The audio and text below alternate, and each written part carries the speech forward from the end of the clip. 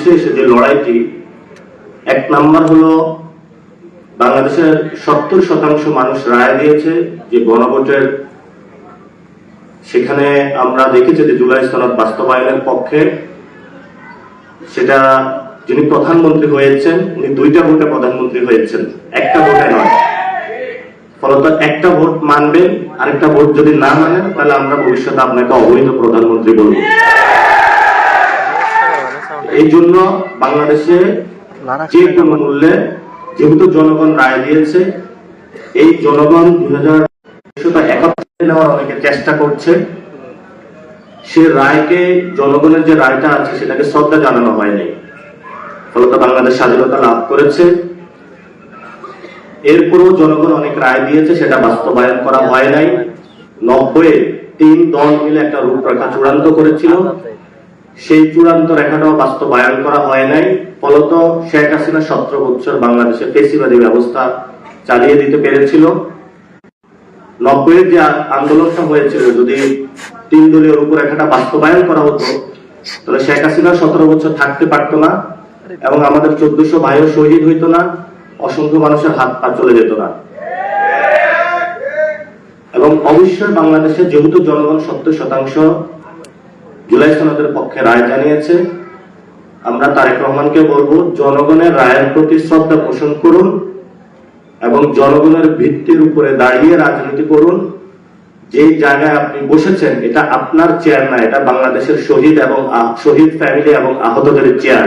সেই চেয়ার দ্বারা যদি তাদের গণভোটের রায় বাস্তবায়ন না হয় তাহলে যারা শহীদ ফ্যামিলি এবং আহতরা সেই চেয়ার আপনার থেকে কেড়ে নেবে ভবিষ্যতে বাংলাদেশ। 2 নাম্বার, বাংলাদেশে সংস্কার বাস্তবায়ন হতে হবে। কেন হতে হবে? এই যে পুলিশের সামনে আলিফের চোখটা তুলে নেওয়া হলো, যদি পুলিশ আজকে সংস্কার হতো, কোন দলীয় লেজুর ভিত্তি না করতো, তাহলে আজকে আলিফের চোখটা চলে যেত না। যদি জুলাই সনদ বাস্তবায়ন হতো তাহলে এই ধরনের নগ্ন সন্ত্রাসী কার্যক্রম আমরা পথে দেখতাম না। সরকার একটা সংশোধন কমিটি গঠন করেছে, জুলাই সনদ বাস্তবায়ন করবে না এই মর্মে, এবং আমরা সরাসরি বলতে পারি যে বিএনপি জুলাইয়ের বিপক্ষে গিয়েছে। যদি বিপক্ষে না যেত তাহলে সংশোধন কমিটি তারা গঠন করত না। যেহেতু তারা সংশোধন কমিটি গঠন করেছে, পার্লামেন্টে আমরা আরো কথা বলবো। যদি এটা পার্লামেন্টে চূড়ান্ত না হয়, ইনশাআল্লাহ বাংলাদেশে যত শহীদ ফ্যামিলি হয়ে রয়েছে এবং যতজন আহত রয়েছে তাদের আদালতে জুলাই সনদের রায় বাস্তবায়ন হবে ইনশাআল্লাহ। 3 নম্বর, আপনারা জানেন আমাদের সার্বভৌমত্ব। এই গণ অভ্যুত্থানের পরে আরেকজন আমাদের বীর পুরুষ ছিলেন যিনি শহীদ হয়েছেন, শহীদ ওসমান হাদি। তিনি বাংলাদেশের আজাদির পক্ষে কথা বলেছিলেন, সার্বভৌমত্বের পক্ষে কথা সরিয়ে দেওয়া হয়। এই মানুষটা বিচার করা হবে বলে প্রধানমন্ত্রী প্রতিশ্রুতি দিয়েছিলেন। 5 মাসে তার কোনো প্রতিশ্রুতির বাস্তবায়ন দেখি নাই, এবং ভবিষ্যতে দেখবো বলেও আমরা আশা করি না তার থেকে। যে মানুষগুলো আহত হয়েছে, শহীদ হয়েছে, সেই মানুষগুলোকে মুক্তিযোদ্ধা মন্ত্রণালয় ব্যবহার করে 71-এর মুক্তিযুদ্ধের পরে এই মন্ত্রণালয় ব্যবহার করে অনেক কারসাজি হয়েছিল। এখন আমি বিভিন্ন গ্রামে গিয়েছি, 1 মিনিটে শেষ করব। আওয়ামী লীগের যতগুলা লোক আমাদেরকে খুন করেছিল, আপনাদের সন্তানদেরকে, তারা হলো বাহিরে ঘোরাফেরা করে সবাই, দলনিষ্ঠ। আমরা যখন কথা বলতে যাই তারা বলে যে চুপ করে থাকেন, নাহলে চোখ উপড়ে ফেলবো। বললাম যে ভাই কি হয়েছে, একটু রাতের বেলা খোঁজ নেওয়ার চেষ্টা করলাম। প্রত্যেকগুলো সন্ত্রাসীর সাথে কারোর সাথে 10 লাখ টাকা, 12 লাখ টাকা, 15 লাখ টাকার বিনিময়ে ওসি এবং ওই জায়গায় যারা দলীয় নেতৃবৃন্দ আছে তারা ভাগ বটোয়ারা করে তাদেরকে জেল থেকে ছেড়ে দিয়েছে।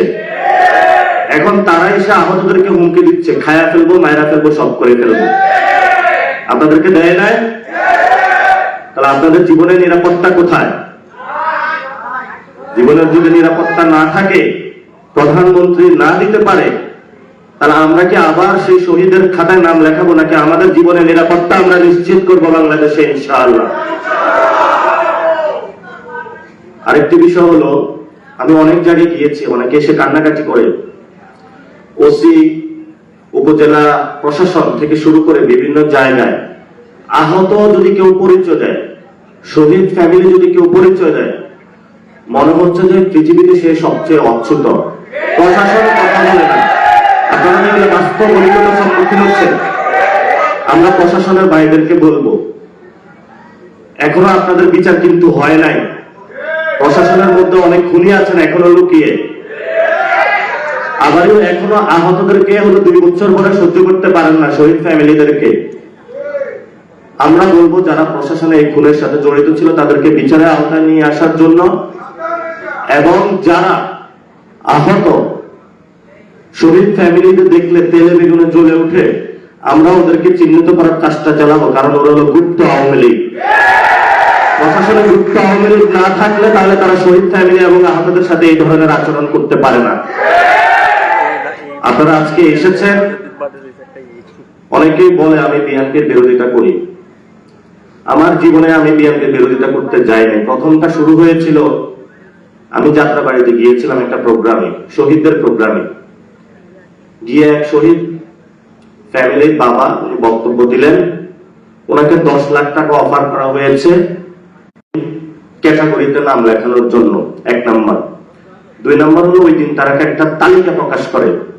তারা বলে যে বিএনপির হলো 447 জন বা 547 জন, এরকম একটা তালিকা প্রকাশ করে যে আমাদের দলীয় শহীদ হলো এতজন। আমি বাসায় এসে একটু ঘাটাঘাটি করলাম, ঘাটাঘাটি করে দেখি এই দাবিটা সত্য নয়। এরপর থেকে আমি এই জনযুদ্ধ শুরু করলাম। যারা বাংলাদেশের শহীদদেরকে দলীয় বানাইতে চায় তারা বাংলাদেশের শহীদদেরকে ধারণ করবেও না, আর জুলাই সনদকেও ধারণ করবে না। তাদের নামে এখনই যুদ্ধ শুরু হয়ে গেল। এখন অনেকে বলে যে চুপ করে যাবে, হামলা চালাবো, মামলা দিব। তো আমার এতদিন 2টা কথা ছিল, হয়তো কবর অথবা জেল। গতকালকে আমিরে জামাত আরেকটা কথা স্মরণ করিয়ে দিলেন, জায়গা বড় হতে পারে। তো হয়তো বড় জেল অথবা ছোট জেল অথবা কবর, ওরা আমাদেরকে ভয় দেখায়। ভয় দেখায় কি বাংলাদেশের কাউকে নিবৃত্ত করতে পারবে? আপনারা সবাই জীবিত আছেন না? লড়াই হবে, স্বাধীনতা আসবে, সংস্কার হবে, বিচার হবে, ইনশাআল্লাহ আপনাদের নেতৃত্বই হবে।